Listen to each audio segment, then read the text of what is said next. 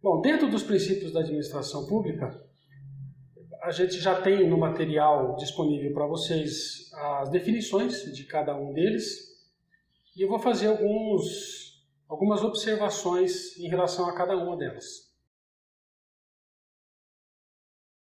Em relação ao princípio da impessoalidade, como um exemplo, eu cito aqui esta portaria da par número 45 de 2015, que ela estabelece a quantificação das penas de multa às infrações relacionadas à legislação de agrotóxicos. Então a gente tem uma tabela aqui, né, com as infrações. Deixa eu aumentar um pouquinho.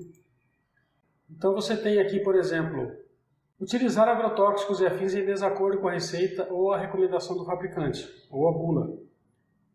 Tá? Então você tem a infração, a caracterização, onde que está enquadrado, e aqui a penalidade em UPF-PR, né? Unidade Padrão Fiscal do Paraná. Agora, observe que aqui quando ele estabelece utilizar agrotóxicos, ele não está dizendo para quem, ele está dizendo para qualquer um. Né? É extremamente impessoal isso. Tá? Ele não está estabelecendo, olha, para as empresas é uma coisa, para o cidadão comum é outra coisa, para o agricultor é outra coisa. Não. Ele está estabelecendo aqui o princípio da impessoalidade. Todo mundo tem que seguir essa regra. Tá certo? Quando ele faz, aí a gente entra num outro princípio, a gente já vai ver um pouquinho mais sobre isso. Quando ele faz uma distinção, por exemplo, deixar de promover o registro de estabelecimento nos órgãos competentes. Então, o fabricante tem que ter registro, o fabricante de agrotóxicos tem que ter registro, o prestador de serviço tem que ter registro e o comerciante tem que ter registro. Tá? Então, ele faz uma distinção aqui entre um fabricante, porque a legislação entende que fabricar agrotóxicos sem registro é muito pior do que você comercializar agrotóxicos e você não ter registro como comerciante. Exatamente porque é diferente, usa um outro princípio da proporcionalidade, ele entende que os fabricantes devem pagar uma multa maior do que um comerciante que funcione sem ter registro. É razoável, vamos dizer assim.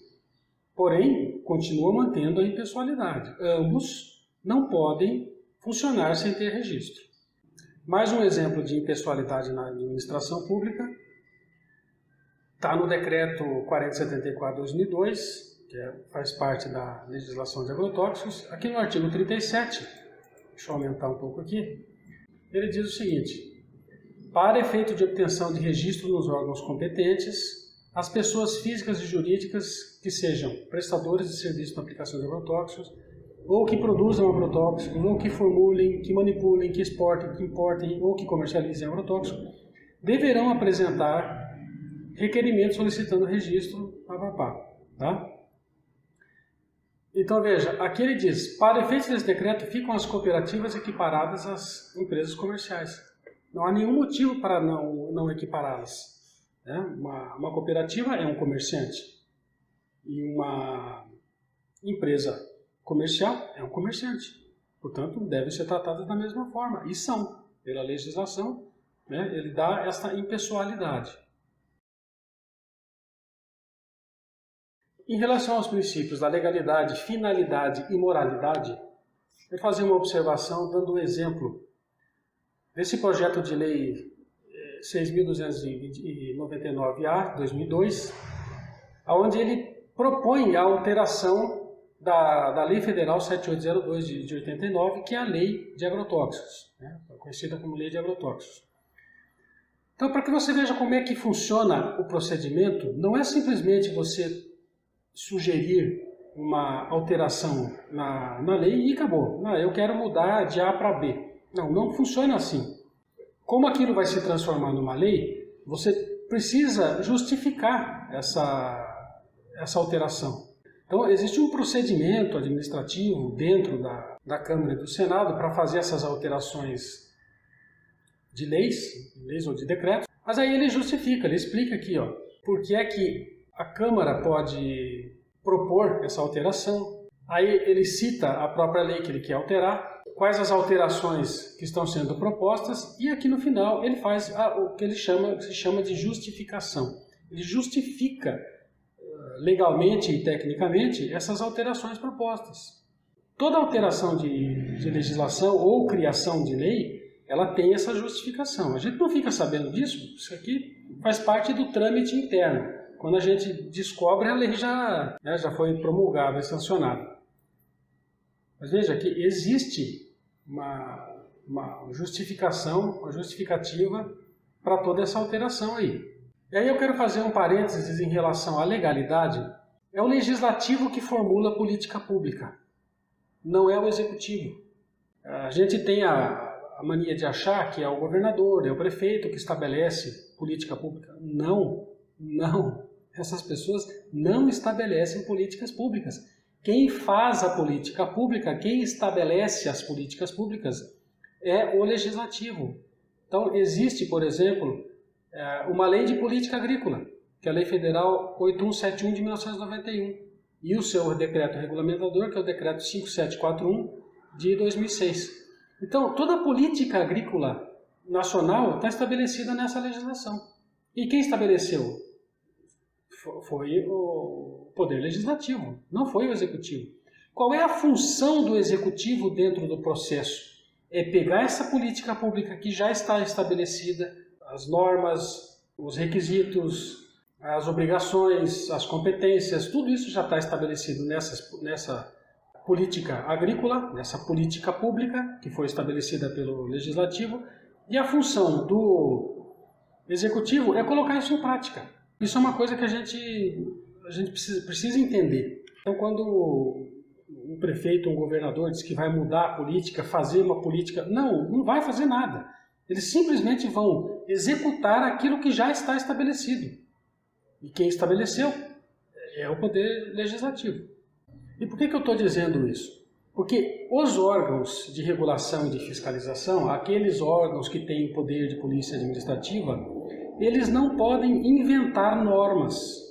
Eles apenas têm que executar o que está na legislação. É o princípio da legalidade.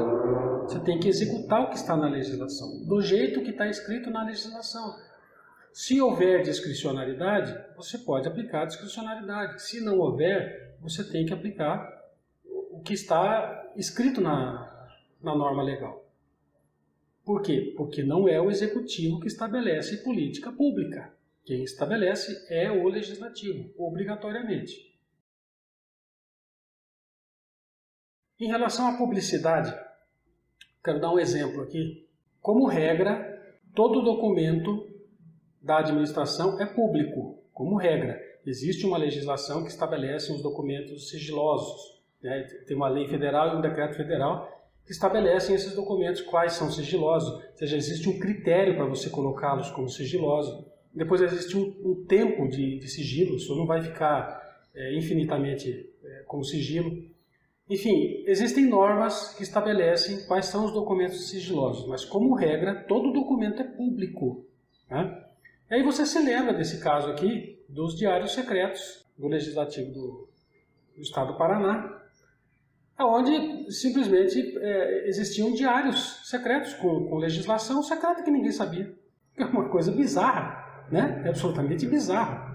E aí ele diz aqui o seguinte, apenas uma ação foi concluída, aquela que determinava a publicação na internet em todos os diários oficiais que deveriam ter sido divulgados entre 2005 e 2010.